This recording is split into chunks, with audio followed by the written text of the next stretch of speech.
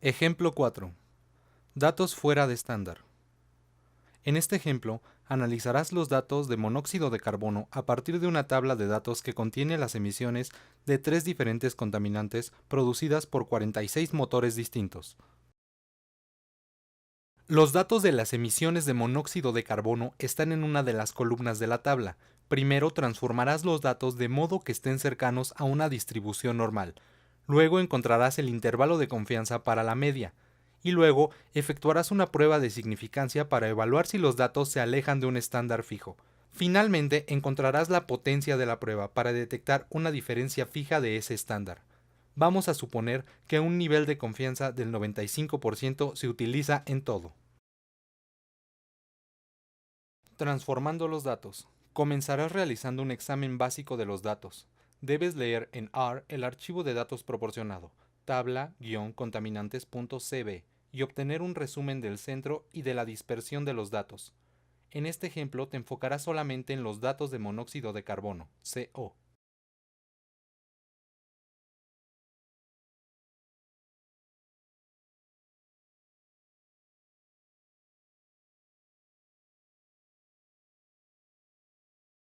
A primera vista, los datos del monóxido de carbono parecen estar sesgados.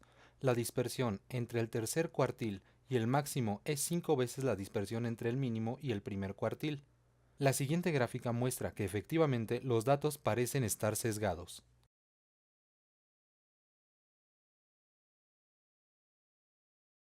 Esto se confirma en el histograma de la figura siguiente.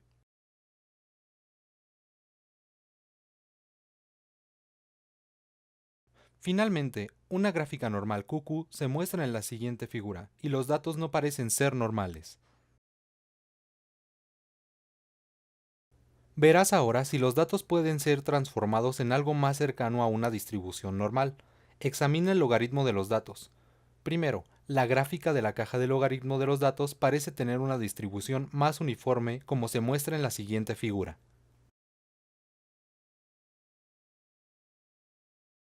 Asimismo, el histograma parece más centrado y cercano a lo normal. Finalmente, la gráfica QQ muestra que los datos son más consistentes con lo que esperaríamos de datos normales. Esto constituye una fuerte evidencia de que el logaritmo de los datos del monóxido de carbono se asemeja más a una distribución normal que lo que hacen los datos en su estado original. Por esta razón, los análisis que siguen se harán para el logaritmo de los datos y utilizarán el nuevo objeto L-motor. El intervalo de confianza. Encontrarás ahora el intervalo de confianza para los datos de monóxido de carbono. Dado que no conoces la verdadera desviación estándar, utilizarás la desviación estándar muestral y usarás una distribución T. Encontrarás primero la media, la desviación estándar muestral y el número de observaciones. Encontrarás ahora el error estándar. Finalmente, encontrarás el margen de error, de acuerdo a un nivel de confianza del 95% para que sea usado en definir el intervalo de confianza. Nota: acerca del uso del 0.975 para un nivel de confianza del 95%, puedes encontrar más información en el intervalo de confianza está entre 1.71 y 2.6. Recuerda que esto es para logaritmo de datos, así que el intervalo de confianza para los datos originales puede ser encontrado desaplicando el logaritmo.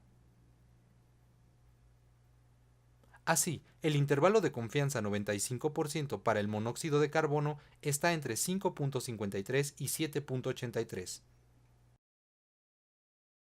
Prueba de significancia. Efectuarás ahora una prueba de significancia. Suponemos aquí que idealmente los motores deberían tener una media de 5.4. Haremos una prueba de hipótesis bilateral. Etiquetamos la media verdadera como MU y establecemos la prueba de hipótesis. Para efectuar la prueba de hipótesis, asume primero que la hipótesis nula es cierta y encontrarás el intervalo de confianza alrededor de la media asumida. Afortunadamente, puedes usar los valores del paso previo. La media muestral está fuera del intervalo de confianza asumido, así que puedes rechazar la hipótesis nula. Otra forma de abordar el problema sería utilizando la función t.test paréntesis.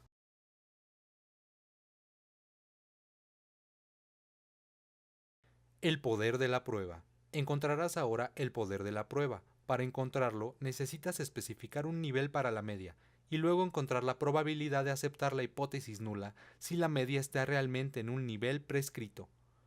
Encontrarás aquí el poder para detectar una diferencia si el nivel fuera 7. Primero encuentras la probabilidad de aceptar la hipótesis nula si el nivel realmente fuera 7. Asumes que la media verdadera es 7 y luego encontrarás la probabilidad de que una media muestral caiga dentro del intervalo de confianza si la hipótesis nula es cierta. Debes considerar que tienes que transformar el nivel de 7 tomando su logaritmo. También debes considerar que esta es una prueba bilateral.